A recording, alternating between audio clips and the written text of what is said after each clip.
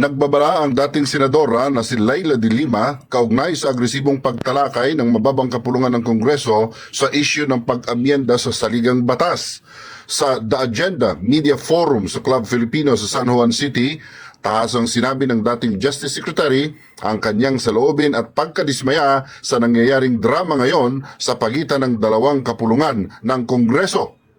It actually depends on how much support it has from the President, how much support it has, and how aggressive our political leaders are. And we're looking them now as such being aggressive.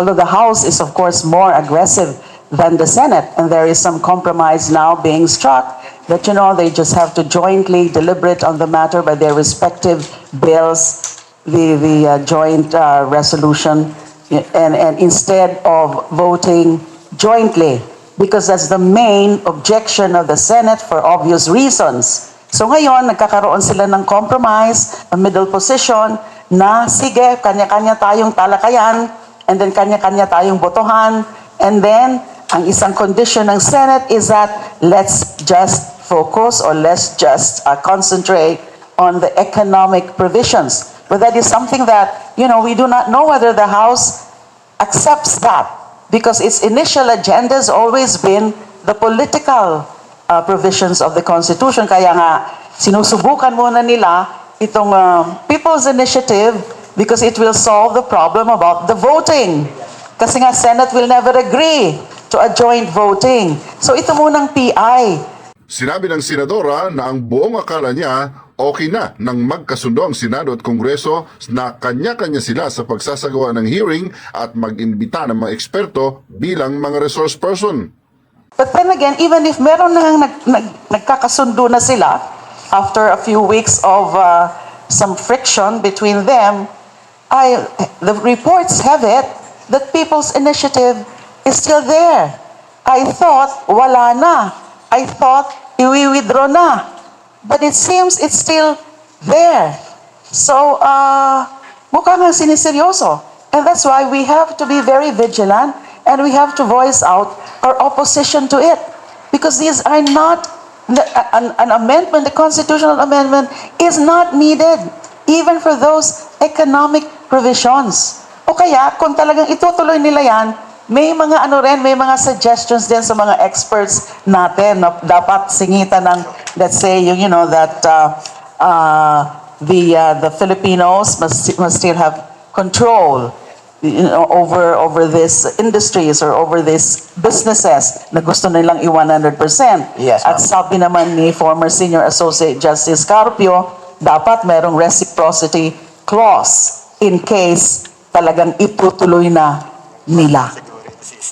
Idinagdag pa ng dating Justice Secretary na posible anyang pagsabayin ang plebisito at eleksyon kung talagang ipipilit ng administrasyon. Ngunit, giit niya na dahil may Supreme Court ruling na hindi pwedeng pagsabayin, kaya maaari anyang madiskaril din ang plano ng mga nagsusulong nito. Well, it's possible kung i-insist nila. It's possible if that is really what they want. Now, but then again, I think there is a Supreme Court ruling na hindi pwedeng ipagsabay ang elections and plebiscite. Kasi ibang-iba ang perspective niyan eh. And then the people would be more interested in the election aspect rather than in the plebiscite.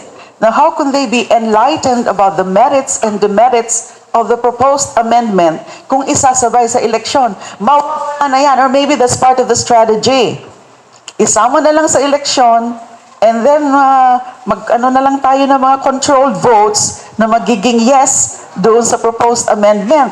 And yet, yung mga nag-yes na yan, they don't understand the very ramifications or consequence of the proposal. Ikinababahala rin ng dating senador na kapag anyang mabuksan na ang pag-amyenda sa economic provisions ng Constitution, posible na rin anyang mabuksan ang iba pang gustong isingit ng mga politiko.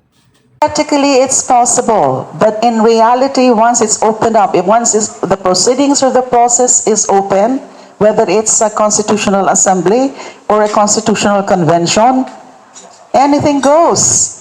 Anything goes. Yan ang nakakatakot dyan. Ang ibebenta nila sa publiko, economic provisions. Yes, ma'am. That's what they're doing And now. then maganda yung mga sinasabi nila. Although that's very, as I said, it's very debatable. We also do not agree.